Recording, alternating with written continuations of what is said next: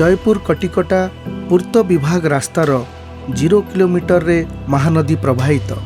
Tirtol block रो महानदी पाइका दुईपांचल मध्य थिबा 5 गोटी पंचायत यथा कृष्णानंदपुर, दाइलो, बिशनपुर, शंकेश्वर, कनिमूल जनसाधारण तिर्तोल ब्लॉक ऑफिस तथा जिला सदर महकुमा जगतसिंहपुर एवं कटक और पारादीप सहर को जीवा आसिबा पई कोलर सेतु और तारपुर सेतु व्यवहार करी आसुथिले एवं केवल खरा दिने एही स्थान रे फेयरवेदर रोड और काठ पोल उपरे यातायातर सुविधा पाउथिले।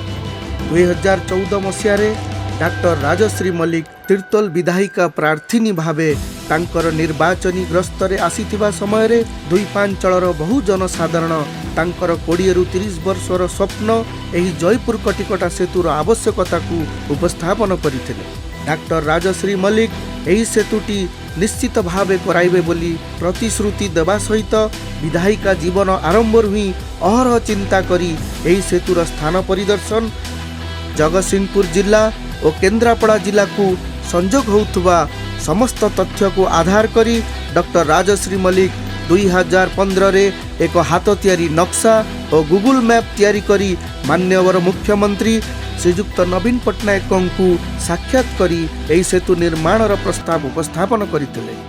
आज एही सेतु जनसाधारण पई उन्मुक्त। एही लोकाभिमुखी कार्य तांकर निपुण कार्यदक्षतार एक ज्वलंत निदर्शन।